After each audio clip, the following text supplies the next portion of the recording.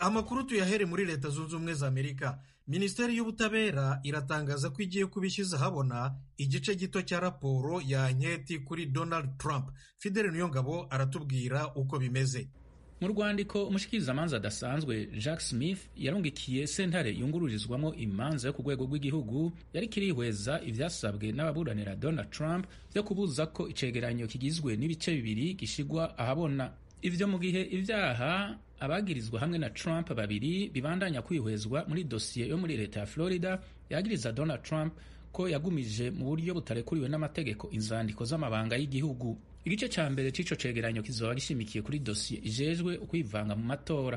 Amara igice cerekeye dosiye y'inzandiko z'amabanga ya leta c'ico cegeranyo kizokwerekwa gusa abayobozi bakuru b'imigwi ijejwe ibibazo vyerekeye ubutungane mu nama nshingamateka na nkenguzamateka ya Amerika kugira bacihweze mw'ibanga mu gihe urubanza rw'abagirijwe hamwe na Trump kuri iyo dosiye rubandanya. Ellen Cannon, umucamanza yagenywe na Trump akurikirana urubanza rw'izo nzandiko z'amabanga y'igihugu, kuri uyu wa kabiri yari yemeye ibisabwa n'ababuranira Trump mu gufata ingingo ibirabujije ko icegeranyo c'umushikirizamanza adasanzwe Jack Smith kija ahabona. Mu rwandiko umushikirizamanza adasanzwe wo ku rwego rw'igihugu yarungikiye sentare yungururizwamwo imanza yo ku rwego rw'igihugu yatangaje ko gushira habona igice c'icegeranyo ciwe kizotuma abanyagihugu n'abashingamateka bamenya ibintu bihambaye bibera mu bushikiranganji bujejwe ubutungane mu gihe inyungu z'abagirizwa zubahirijwe.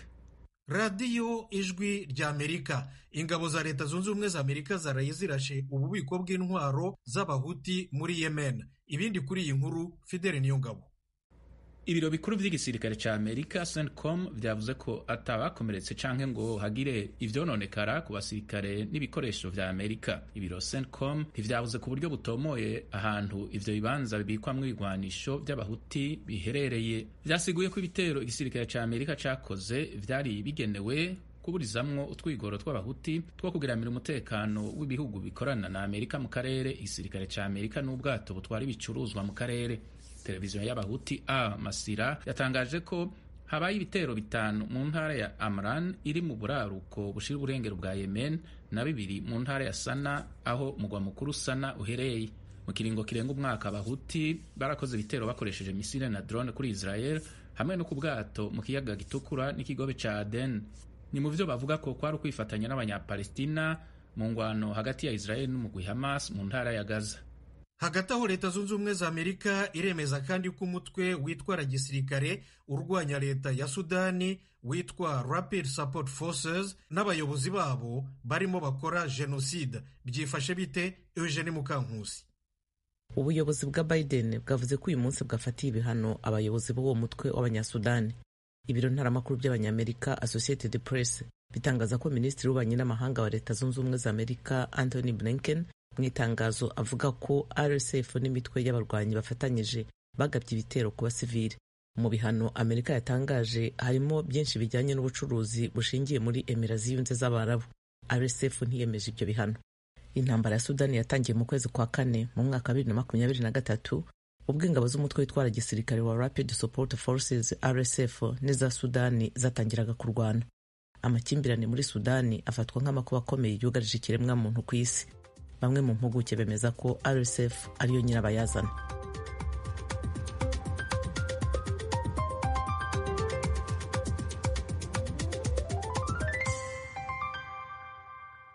Mukomeje kumva radiyo Ijwi ry'Amerika ivugira Washington DC mu Kirundi n'Ikinyarwanda. Ibiganiro n'amakuru byacu byose mubikurikira no ku rubuga rwacu rwa internet wa@radio-yacu.voa.com, kuri YouTube, Facebook n'izindi mbuga nkoranyambaga zose ni kuri Radio Yacu VOA.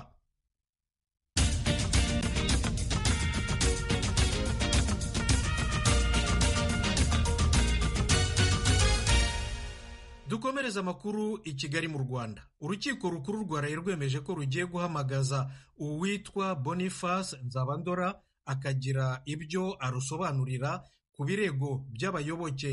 Uyu Boniface Nzabandora ukomeje gukurura impaka mu rubanza ruregwamo abayoboke b'ishyaka Darufa Umurinzi nawe yahoze ari umuyoboke waryo, yari yungirije umunyapolitiki utavuga rumwe n'ubutegetsi bw'u Rwanda Madame Ingabire Victoire Umuhoza icyarimwe na Perezida fondateri w'iri shyaka. umunyamategeko Gatera Gashabana wunganira abayoboke b'iri shyaka yasabye urukiko rukuru ko Nzabandora yatumizwa urukiko n'ababuranyi bakamuhata ibibazo. Nzabandora wakurikiranye amahugurwa ubushinjacyaha buvuga ko yari agamije guhirika ubutegetsi bw'u Rwanda niwe wafashe iya mbere bimwe mu biganiro byavugiwemo abishyikiriza urwego rw'ubugenzacyaha mu Rwanda RIB. Nzabandora niwe zingiro ry'ikirego cyose na cyane ko ari nawe mutangabuhamya rukumbi muri rubanza. Abaregwa n'ababunganira mu mategeko bakomeza kubaza urukiko impamvu uyu mutangabuhamya yakurikiranye amahugurwa na bagenzi be ariko agakomeza kwidegembya. Mu baregwa bose bamaze gutambuka imbere y'umucamanza nta n'umwe warangiza kwiregura atikomye Nzabandora. Bavuga ko yabagambaniye yarangije mu majwi yashyikirije ubugenzacyaha akuramo ayo yashoboraga kumvikana atanga ibitekerezo ku gukangurira abaturage imyigaragambyo. Mu bihe bitandukanye ijwi rya Amerika yagerageje guhamagara kuri telefone ngendanwa Nzabandora ntibyadukundira. Twamwandikiye n'ubutumwa bugufi kuri telefone ariko twarinyuze turangiza gutegura iyi nkuru nta cyarabusubizaho. Twagenzuye dusanga telefone twahamagaye ibaruye ku mazina ye ariko yari ku murongo hakabura uyitaba. Ijwi rya Amerika imuhamagara yari igamije kumva icyo avuga ku birego bagenzi be bamushinja. Twashakaga no kumenya niba nyuma yo gukora icyo bagenzi be bise akagambane yarakomeje kuba umuyoboke w'ishyaka Darufa Umurinzi.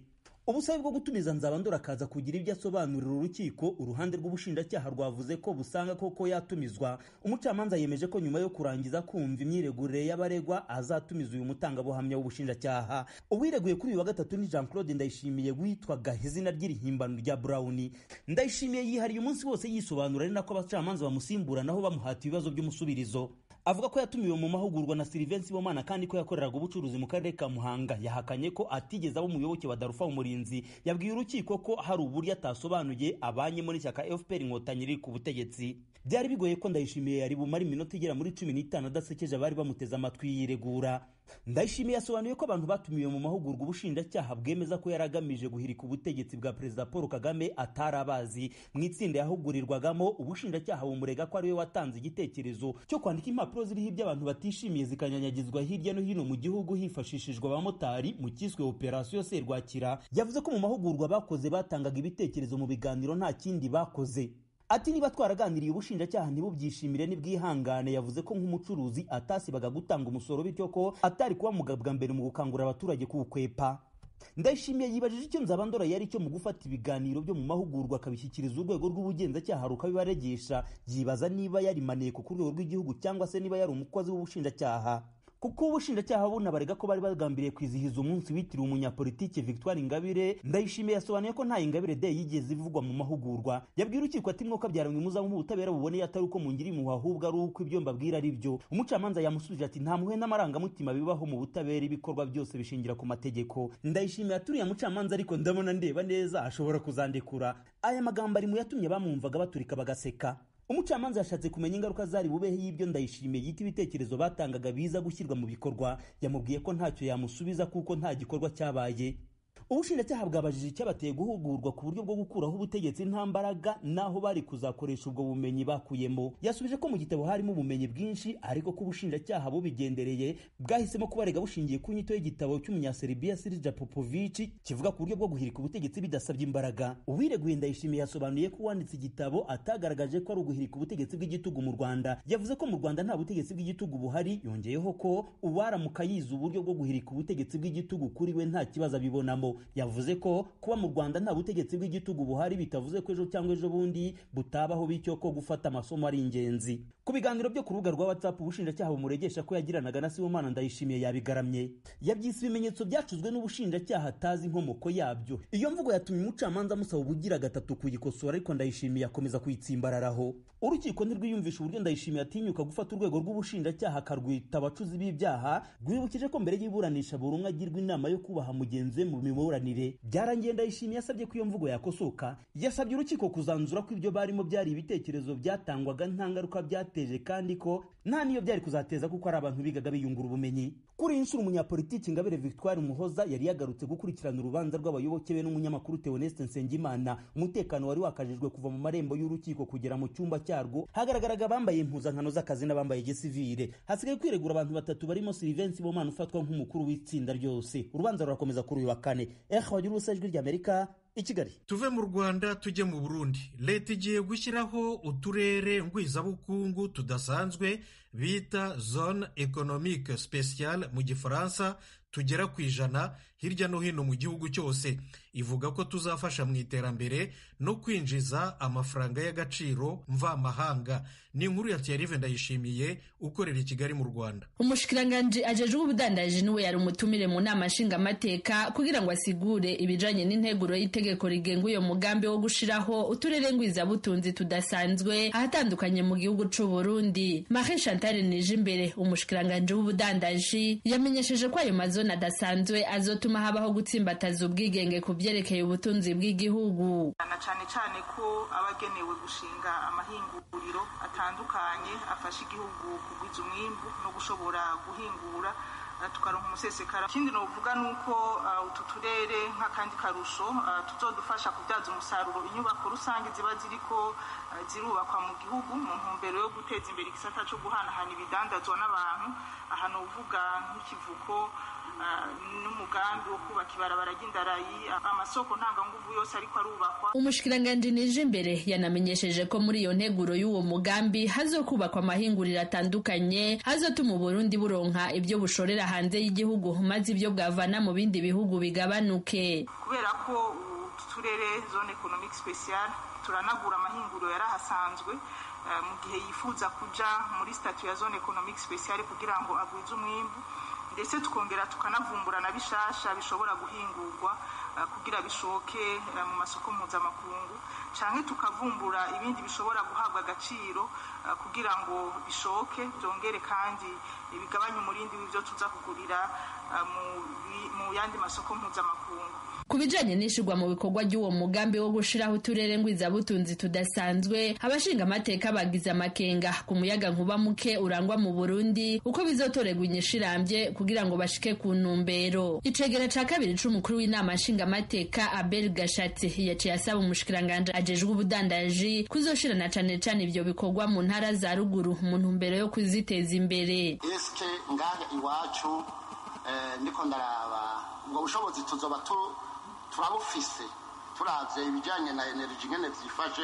Mwavuze ko bigiye gushirwamo ingufu cane, ni vyiza kandi muri ko igihe muzamuri ko murashwazisaho mwozishira kumbure ivyo bijanye na energy n'ibindi maze gutunganywa, ahubwo no kubijana hariya ruguru hariya kure hariya mucanguzo hari amatongo ari bihingurwa ari amaindustry ajamwo ajeyo hama n'umwene gihugu wa ruguru n'abashiki. Ikindi abashinga amateka basabye ubushikiranganje bujejwe ubudandaji bufise mu nshingano ivyo bikorwa no gushira mu minwe y'abigenga uyo mugambi kuko ariho bizokwihutishwa gushirwa mu ngiro kuruta kurindira amafaranga ya leta. Umushinga amateka Olivier Suguru avuga ko bitabaye ivyo bishobora kumera nk'iyindi migambi yagiye yemezwa n'inama nshinga amateka ariko bikagorana gushirwa mu bikorwa. Mu karere ibihugu nka byose biramaze kugira amazone économique spéciale kandi byinshi bifise amazone ku mazone frontalière. Nibarekere initiative du secteur privé. Zone yamaze kuidentifier nimba ivyigwa bitarakogwa bikorwa mu tuzo fezabilité ntibaze kubiha za obuha cyangwa baze kubiha abandi bantu. Ibarondere ini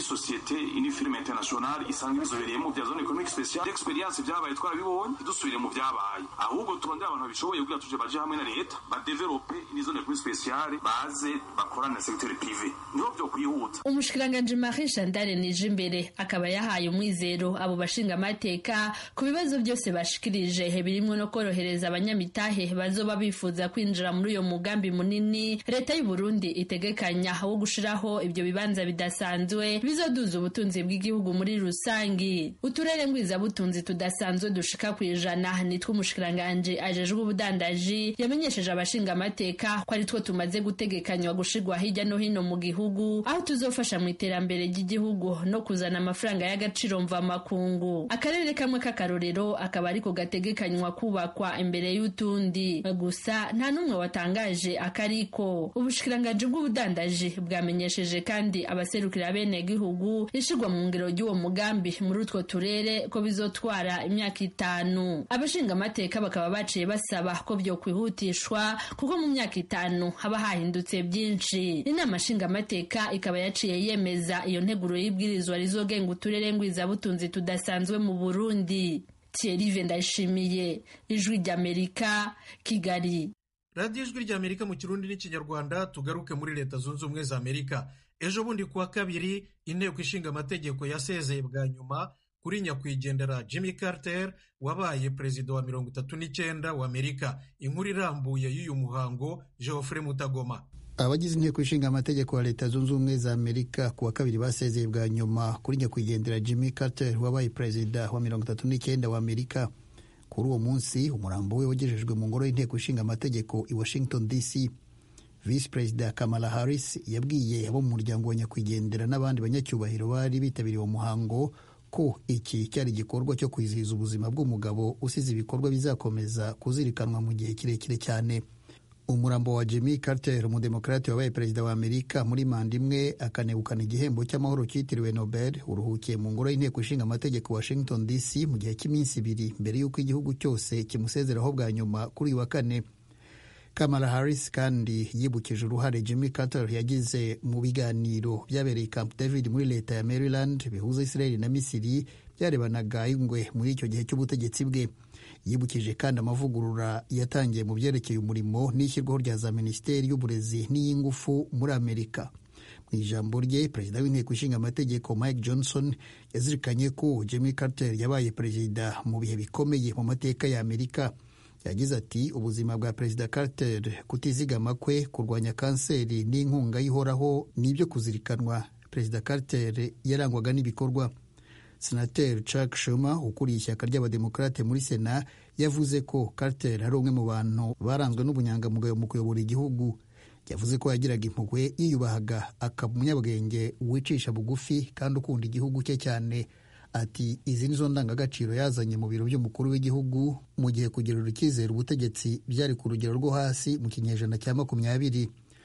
Ubuyobozi bwa Carter bwatangiye mu gihe igihugu cyarimo kuzanzamuka nyuma y'intambara cyarwanya na Vietnam n'ibibazo bya Watergate byari bishingiye ku byuma byumviriza amajwi abashyigikiye Perezida Nixon wariho icyo gihe bashyize mu nyubako ya Watergate yakorwagamo n'abademokrate, bituma abanyamerika batakaza icyizere mu mikorere y'ubutegetsi.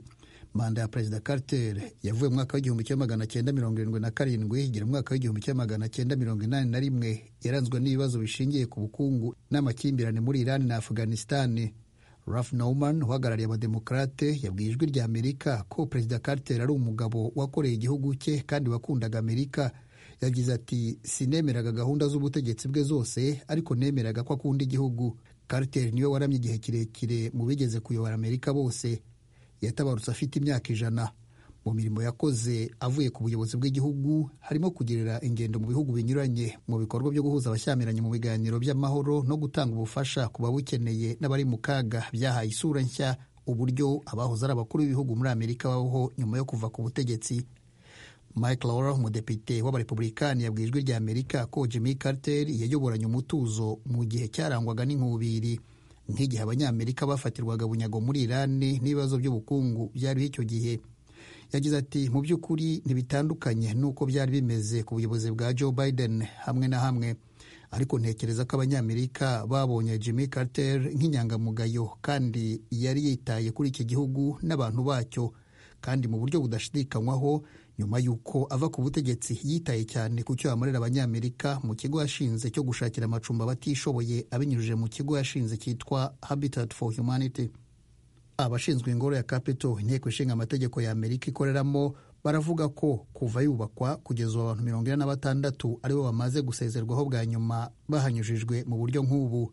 Umurambo wa Jimmy Carter uzasubizwa muri leta yakomokamo ya Georgia kuwa mbere, ashyingurwe n'abo mu muryango we aho akomoka mu mujyi muto wa Plains. Radio Ijwi rya Amerika, kuba dukurikira ku mbuga nkoranyambaga, kuri uyu wa kane turabagezaho uko imihango yindi yo gusezera kuri Perezida Jimmy Carter iza kubigenda muri katedrale ya hano i Washington DC. Turacyari muri Leta Zunze Ubumwe za Amerika. Perezida watowe Donald Trump yagiranye ikiganiro n'abanyamakuru ejo bundi kuwa kabiri. Iminsi 13 yari isigaye kugira ngo arahire atangire manda ye ya kabiri. Yongeye nk'uko yagiye abivuga kenshi gushimangira ko afite umugambi wo kwigarurira intara ya Greenland, igihugu cya Canada n'umuhora wa Panama.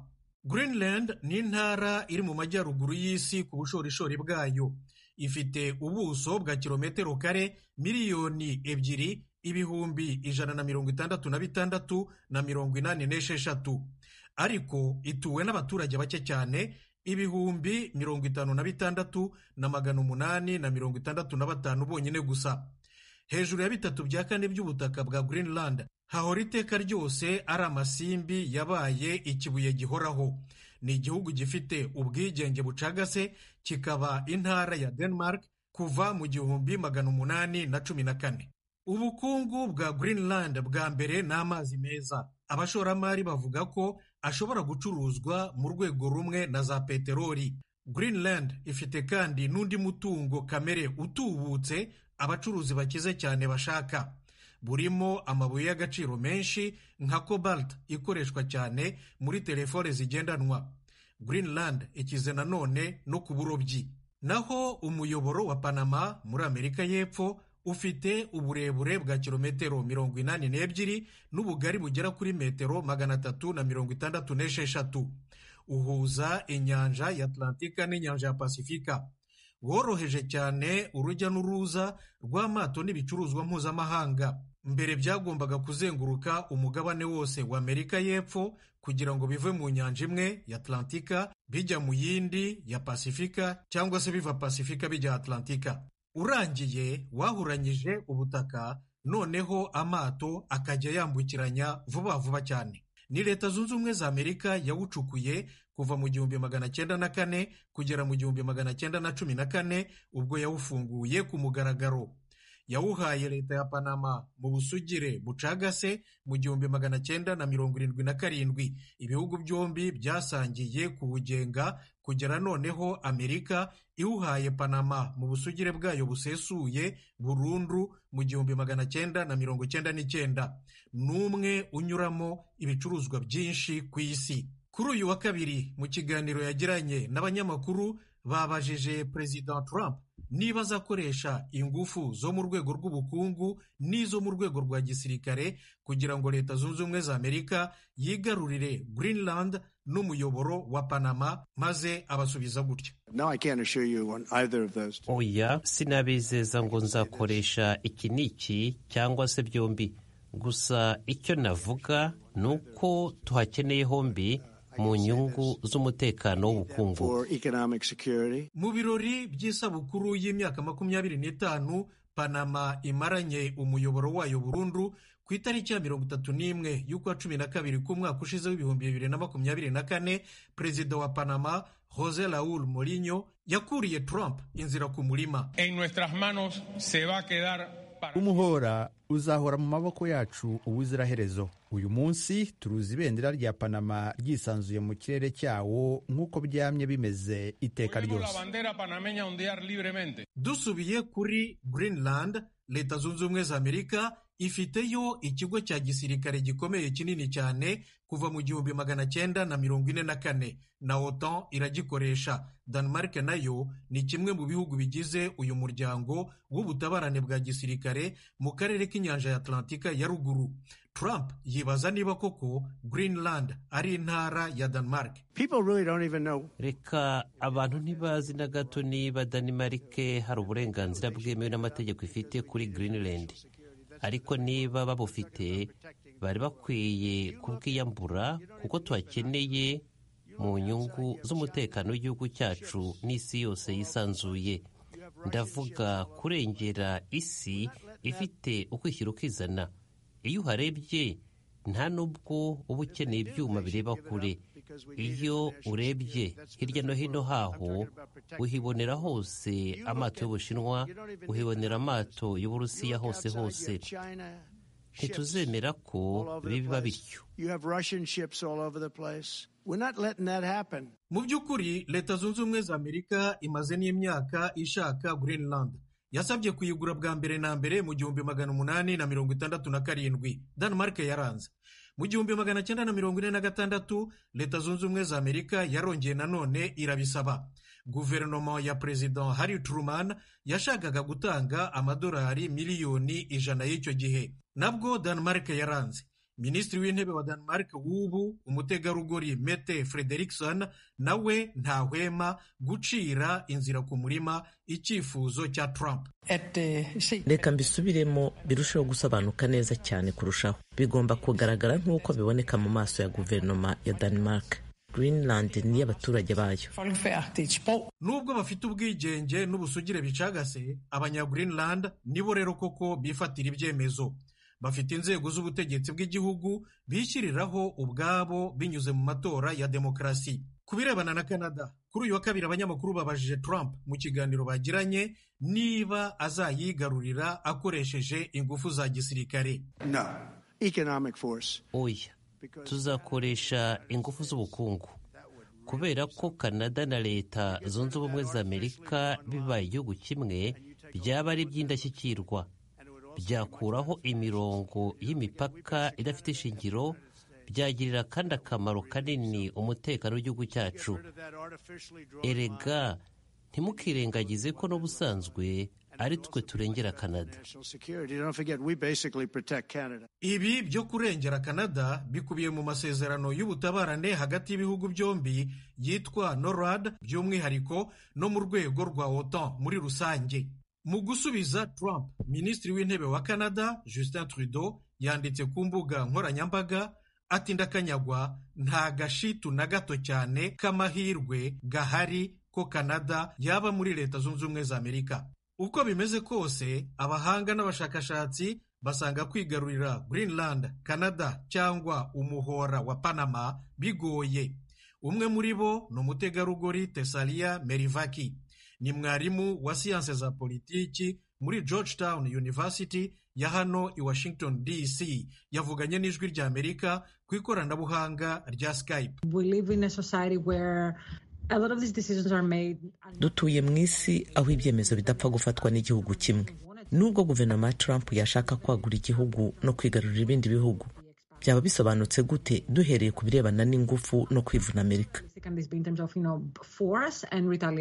Mu rwego rw'ubukungu, Trump avuga ko azashyiraho imisoro n'amahoro bihanitse kugera kuri 25% ku bicuruzwa biva muri Canada biza muri Leta Zunze Ubumwe za Amerika. Nshuti muduteze amatwi, aha niho aya makuru ahumurije. Mbashimiye cyane ko mwahisemo gukurikira ijwi rya Amerika. Mbibutse kandi ko abadukurikira ku mbuga nkoranyambaga, kuri uyu wa kane turaza kubagezaho uko imihango yo gusezera kuri Perezida Jimmy Carter iza kubira imigenda muri Cathedral ya hano i Washington. Maze rero mugire umunsi mwiza, mwari kumwe na Thomas Kamirindi, murakarama.